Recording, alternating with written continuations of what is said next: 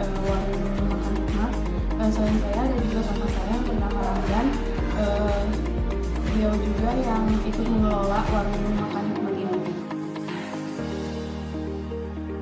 Warung Makan Hikmat ini berdiri pada tahun 1989. Kalau misalnya kita tarik mundur lagi ke belakang, jadi sejarahnya itu bapak saya itu dulu ikut mengelola usaha kuliner yang sedang dijalankan oleh orang tuanya, yaitu kakek saya. Nah, jadi usaha kuliner tersebut selain membuka usaha warung juga, kakek saya ada bekerja sama juga dengan beberapa perusahaan untuk menyuplai cateringnya. Nah, pada tahun 1989 kebetulan bapak saya menikah dengan ibu saya, lalu kebetulan juga dipercaya untuk memegang untuk bekerja sama dengan perusahaan yang berada di daerah Dayakolot. Nah, sejak tahun 1989 itu bapak saya bekerja samalah dengan perusahaan tersebut.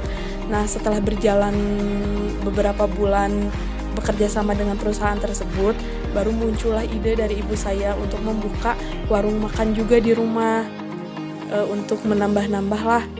Akhirnya terdirilah warung makan Hikmat ini, yang sebelumnya pada saat bapak saya ikut kepada orang tuanya, nama warung makannya itu yaitu Berkah.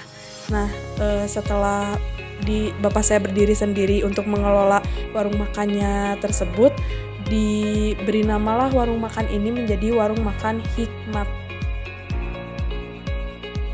Kalau untuk bahan makanan, untuk yang pengiriman ke pabrik ada beberapa supplier, kayak misalnya tongkol, pindang deles, bandeng yang kayak gitu-gitu, itu disuplai sama ada yang dari perusahaan lah. Terus kalau misalnya tahu ada juga yang udah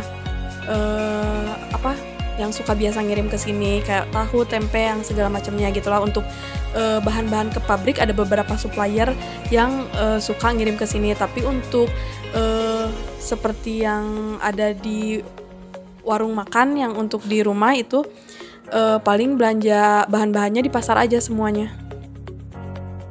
Awal mula pada saat merintis warung makan Hikmat ini, yang kerjanya tuh cuman ada 1 atau 2 orang, tapi itu juga bukan yang kerja setiap hari, tapi orang-orang yang cuman membantu aja, kayak tetangga ikut membantu kayak gitu-gitu.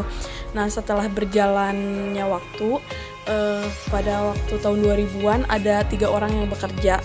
Itu tuh yang udah tetap, yang udah pasti kerja di situ, kayak masak, yang kayak gitu-gitu. Nah, kalau untuk sekarang yang bekerja di sini udah ada 8 orang.